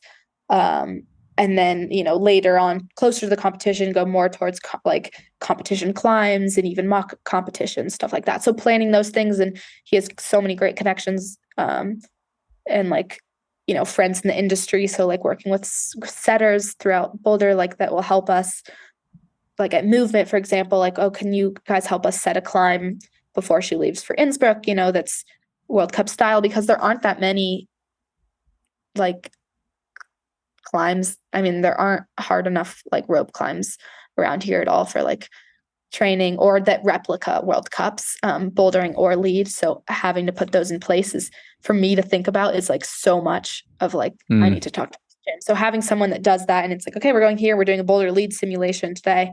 It's all planned, That's cool. Yeah. Yeah. And then he, of course, makes up lots of climbs for me and knows my style really well. So working on areas of improvement, not weaknesses. Areas of improvement, not weaknesses. Love areas that. to improve on, as well as, strengths and motivation. But we do most of our work on a spray wall. He now has a facility, which is really cool. So it's kind of like a cat style. So we do a lot of stuff there, and his kid has a little playroom so we can play with him. And a bunch of other friends come in. I think Will Anglin was telling me about this. We were talking about the most epic spray walls in the country, and Chris's spray wall definitely came up. Nice. Yeah. Yeah, it's newer, but it's really awesome. And so that's been pretty super, super nice to just be able to go in there anytime, any day. It's not like crowded, but if we want people to come, we have friends that we invite, have projects, and also just make stuff up. So mostly just making up boulders and climbing, and then planning, other stuff around that. So climbing, he does like, the physical climbing, and then a lot of the behind the scenes planning, and then also just like kind of life mentor, which I'm really, really grateful for. That's awesome. That's awesome. That's what you want in a coach. It sounds like you lucked out. It sounds perfect. Yeah, for sure. I love that. Do you ever, a lot of people, so I reached out to my patrons. I reached out to people on Instagram. I have a ton of questions for you. So I think we're going to wrap up this main episode pretty soon and dive into an extra segment and dive into some questions. But a lot of them, I want to ask this before we kind of wrap up this main segment here. A lot of people want to know how you've been able to balance such high-level competition climbing with such high-level outdoor climbing at the same time. And I'm curious if you ever actually train for outdoor climbing in particular, or if all of the preparation for World Cups and competitions is so arduous and makes you such a good climber that you can easily, I don't want to say easily, but readily apply that on the rock, because rock climbing is simply less complicated than what you guys do now in competitions. I'm curious which it is, but if you're getting ready for a trip to Switzerland, or, you know, getting ready to try box therapy or something like that, are you working with Chris on specific skills or moves or styles for outdoor climbing projects, or are you able to just rock climb as hard as you do because you've been rock climbing since you were 2 years old, and now you've built this like incredible physicality and athleticism on top of it with all of your competition training? Yeah, I'd say both. Like, definitely, I mean, there was never a time when I like stopped outdoor climbing, like, you know, or competing. So I've always have balanced both. And I think like a lot of my strength as well is in competition is able like to be applied to outdoors. So like most of my training, yeah, is helping outdoors. And I really believe that outdoor climbing helps competition. Like, I'm an advocate for that. And also like really grateful that, yeah, Chris, you know, he wants me to go outside as much as I can, as much as I like, whenever I want to. It's like, yeah, you should go outside. Of course, like, I mean, maybe right leading up to a competition, like not going outside every day. But if like this day, luckily I live in Boulder, like want to go up to Boulder Canyon, like it's only going to help me. Can you expand on that? Don't lose your train of thought. Sorry to interrupt, yeah. But in what ways does the outdoor climbing feed back into competition climbing? I think it's just like two parts. One, it's just overall, you know, strength. Like, if having more strength and power as a climber translates to being a better climber, like, sure, it could be a time thing of, you know, is it better to spend time on coordination moves or like strength climbing? You know, like pure, what we call outdoor style.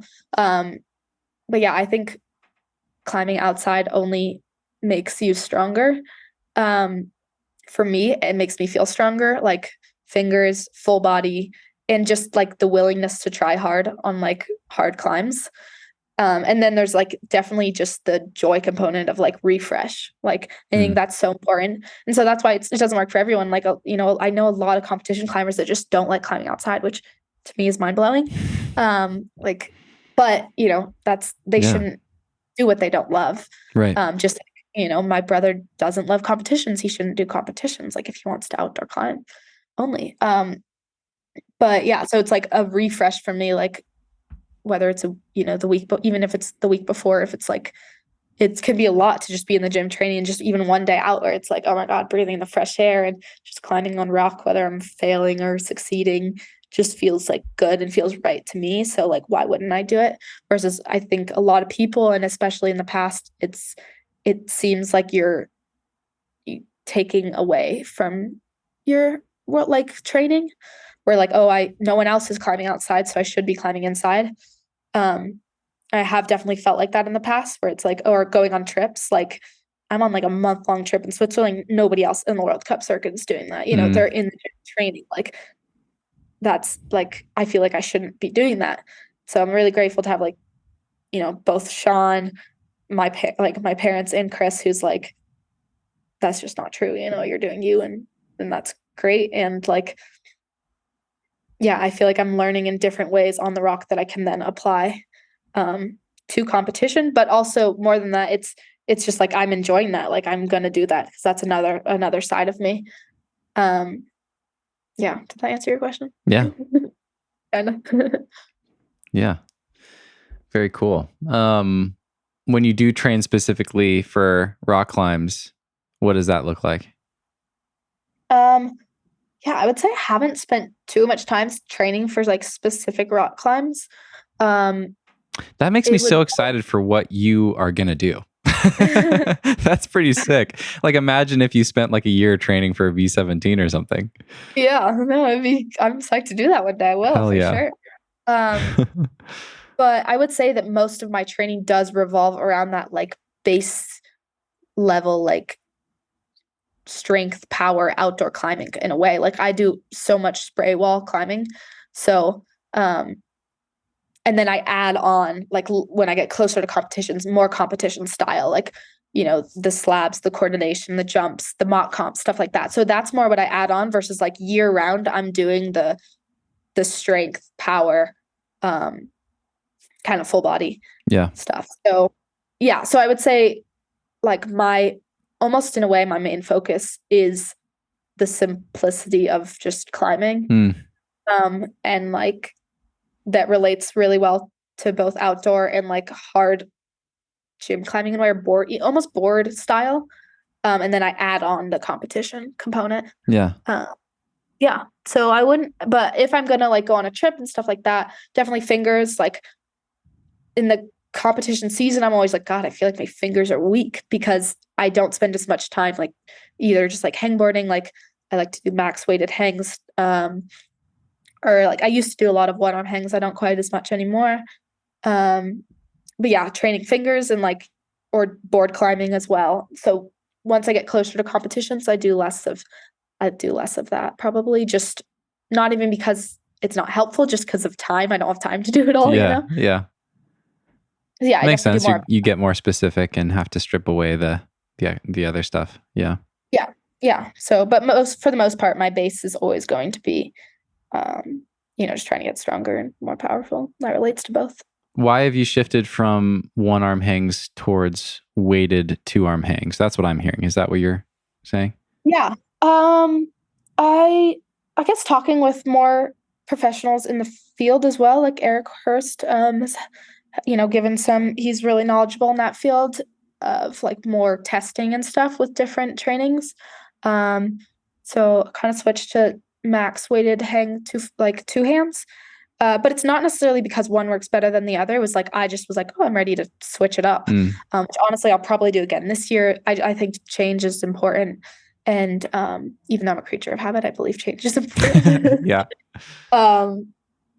Yeah. So that was kind of just more my shift. It wasn't necessarily because it's better, but I think just like loading the fingers because like, but this, I mean, I want to just disclaimer, like only if your fingers are healthy. Like I think a lot of hangboard should be used for injury prevention as well, instead of just gaining strength, especially at a level, a newer level. Like I think a lot of people get injured hangboarding because you're like, I need to train fingers, when it's like, you do not need to train fingers yet. You need time climbing.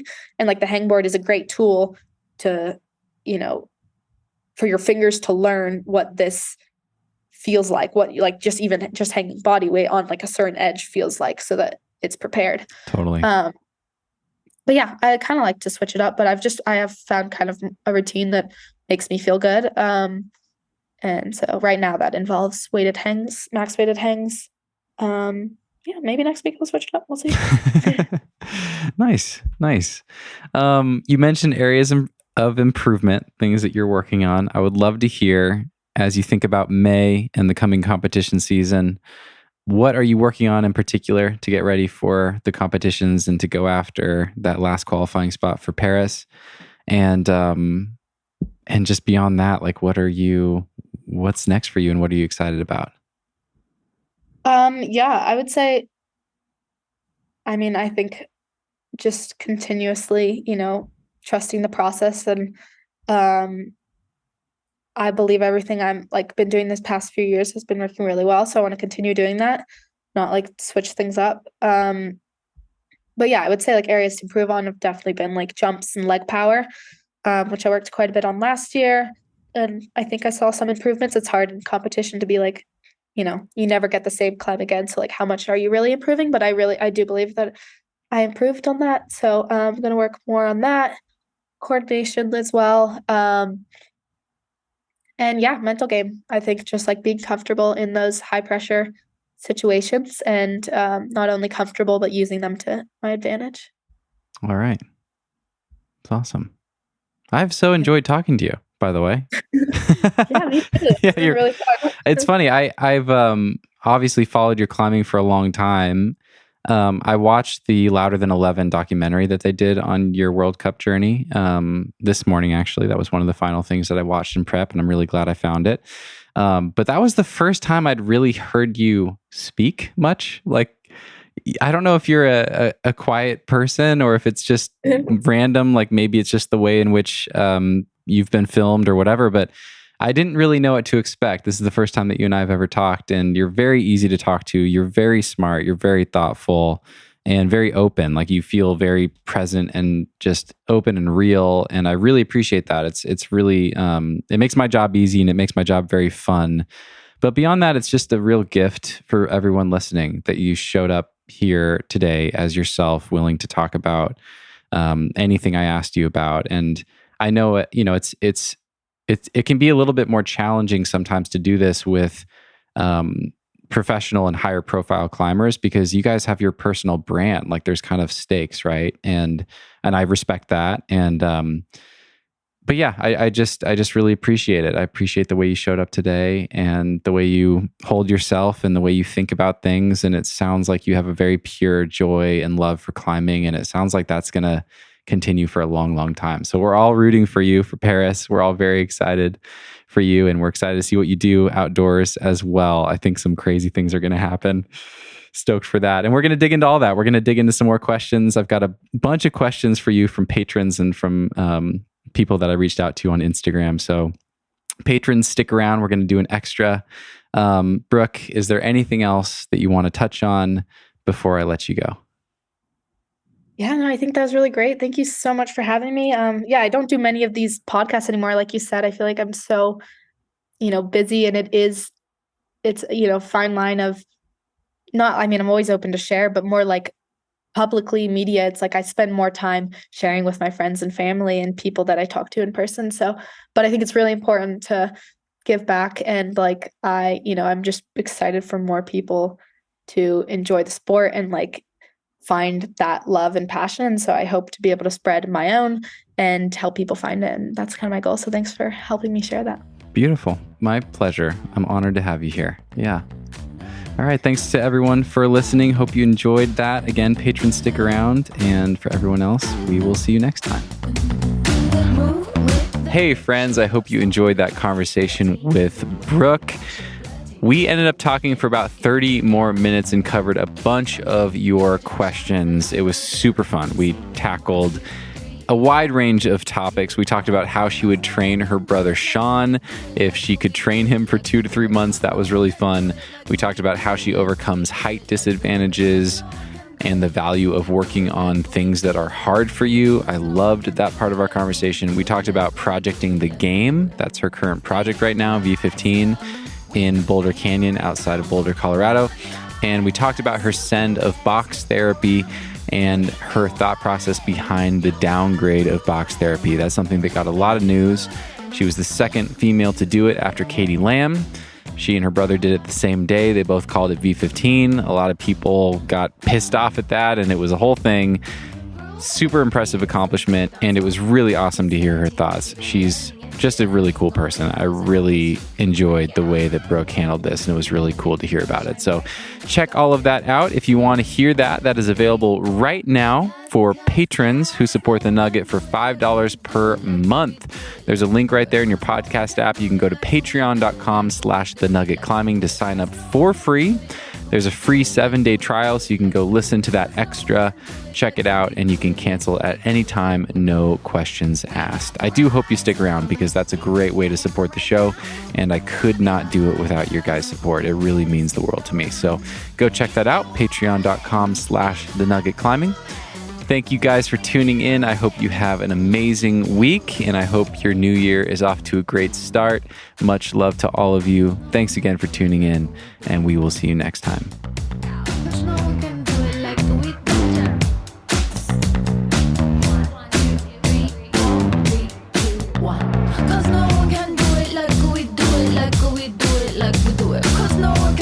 Like we do it. like we do it.